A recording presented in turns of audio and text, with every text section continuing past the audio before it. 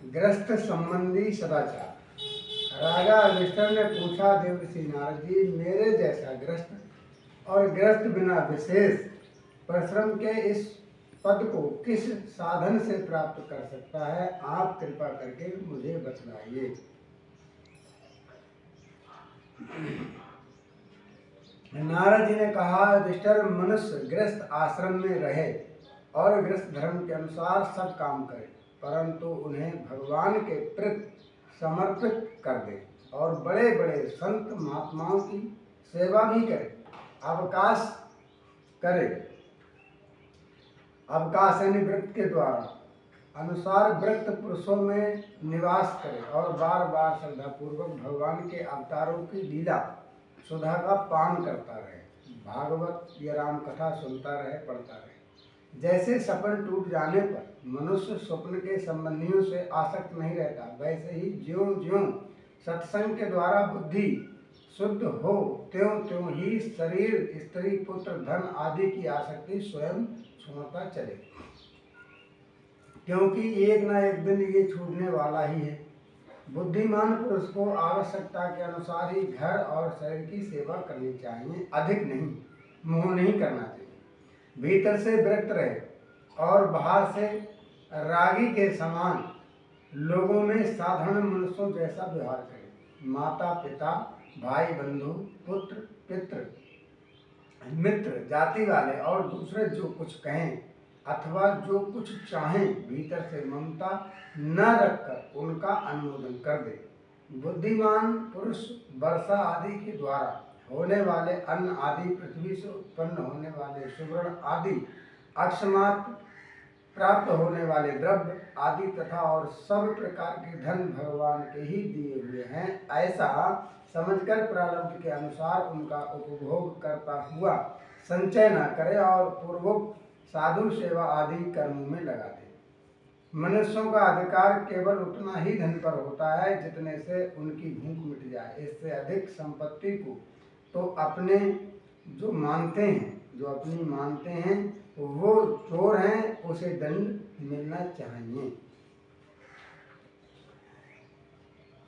हरनी, ऊंट, गधा, बंदर, चूहा, सरीसृप, रेंग कर चलने वाले प्राणी, पक्षी और मक्खी आदि को अपने पुत्र के समान ही समझे।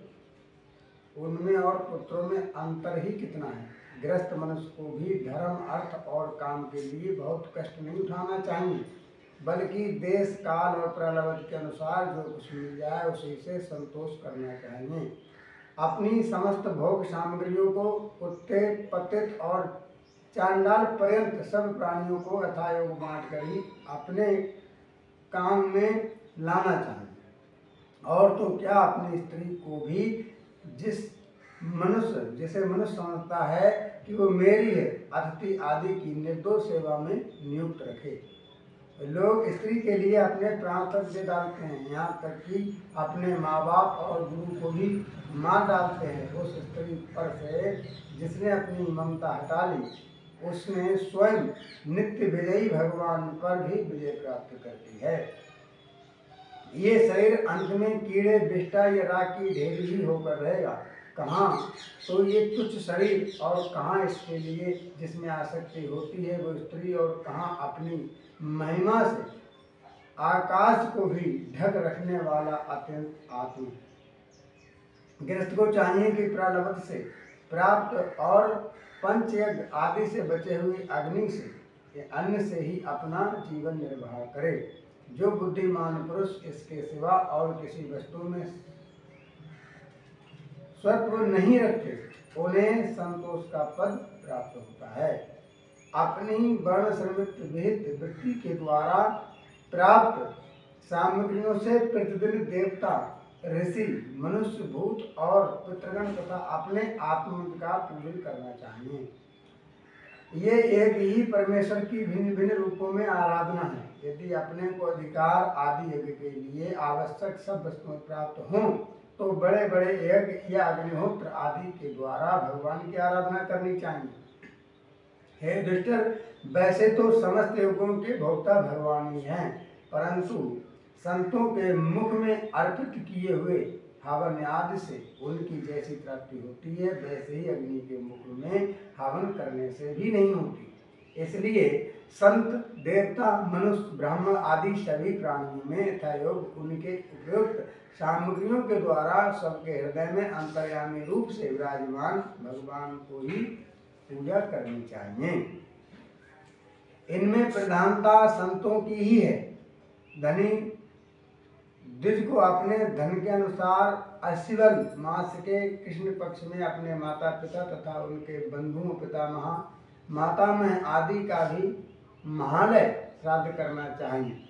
इसके सिवा अयन, कर्क एवं मकर की संक्रांति, विषुव, तुला और मेष की संक्रांति, व्यतीत पात, दिनक्षय, चंद्रग्रहण या सूर्य ग्रहण के समय, द्वादशी के दिन, श्रवण, धनिष्ठा और अनुराधा नक्षत्रों में वैशाख शुक्ल तृतीया, अक्षय तृतीया, कार्तिक शुक्ल नवमी, अक्षय नवमी, अगहन, पौष, महा और फागुन इन 4 महीनों की कृष्ण अष्टमी, माघ शुक्ला सप्तमी, माघ की मघा नक्षत्र से पूर्ण युक्त पूर्णिमा और प्रत्येक महीनों की वो पूर्णिमा जो अपने मास नक्षत्र चित्रा, विशाखा, ज्येष्ठा आदि से युक्त हों, चाहे चंद्रमा पूर्ण हो या पूर्ण, द्वादशी तिथि का अनुराधा, श्रवण, उत्तर फागुनी, उत्तराषाढ़ा और उत्तर भाद्रपद के साथ योग एकादशी तिथि का तीनों उत्तरा नक्षत्रों से योग अथवा जन्म नक्षत्र या श्रवण नक्षत्र से योग, ये सारे समय पितृगणों का श्राद्ध करने के लिए योग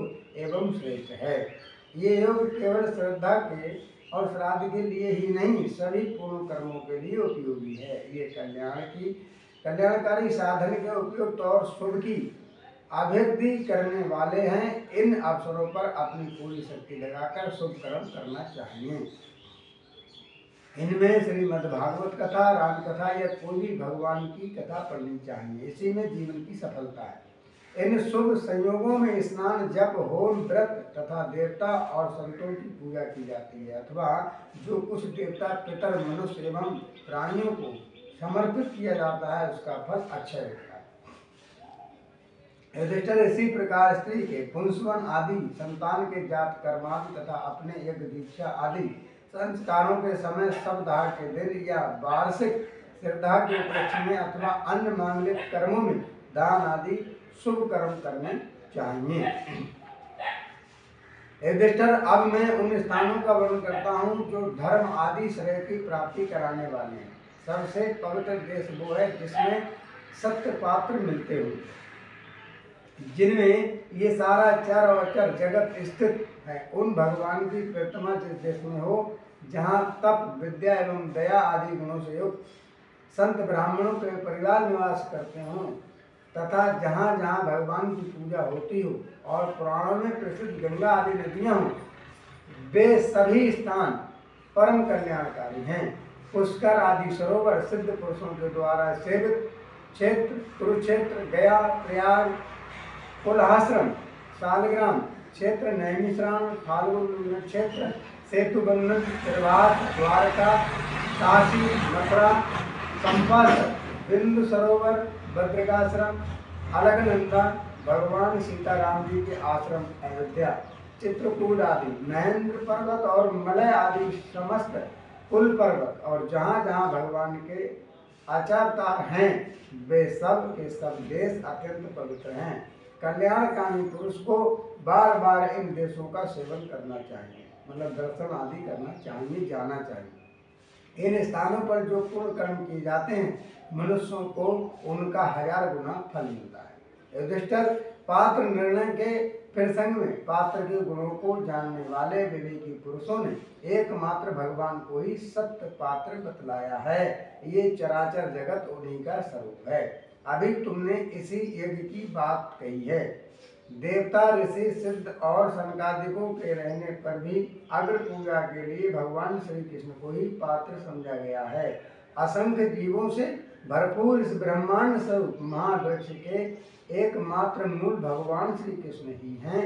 इसलिए उनकी पूजा से समस्त जीवों की आत्मा तृप्त हो जाती है। उन्होंने मनुष्य, पशु, पक्षी, ऋषि और देवता आदि के शरीर रूप पुरों की रचना की है तथा वे ही इन पुरों में जीव रूप से शयन करते रहते हैं, इसी से उनका नाम एक पुरुष भी है। हे युधिष्ठिर, एक रस रहते हुए भी भगवान इन मनुष्य आदि शरीरों में उनकी भिन्नता के कारण न्यूनाधिकार रूप से प्रकाशमान हैं। इसलिए पशु पक्षी आदि शरीरों की अपेक्षा मनुष्य ही श्रेष्ठ पात्र है, और मनुष्यों में भी जिसमें भगवान का अंत तप योग आदि जितना ही अधिक पाया जाता है वो उतना ही श्रेष्ठ होता है। हे युधिष्ठिर, त्रेता आदि युगों में जब विद्वानों ने देखा कि मनुष्य परस्पर एक दूसरे का अपमान आदि करते हैं, तब उन लोगों ने उपासना की सिद्धि के लिए भगवान की प्रतिमा की प्रतिष्ठा की। तभी से कितने ही लोग बड़ी श्रद्धा और सामग्री से प्रतिमाओं में ही भगवान की पूजा करते हैं, परंतु जो मनुष्य से द्वेष करते हैं उन्हें प्रतिमा की उपासना करने पर भी कोई सिद्धि नहीं मिलती है। जो व्यक्ति आपस में बैर रखे और भगवान की पूजा करे, उपासना करे, उससे कोई फल मिलने वाला नहीं है।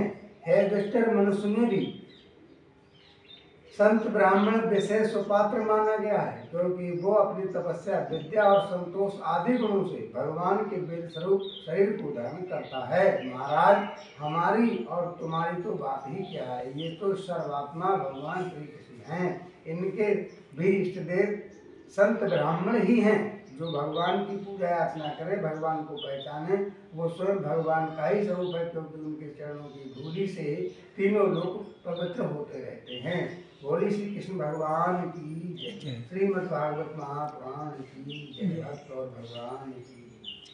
अब कल की कथा शेष है गृहस्थों के लिए मुक्त धर्म का वर्णन। जब तक के लिए जय श्री राधे, जय श्री श्याम।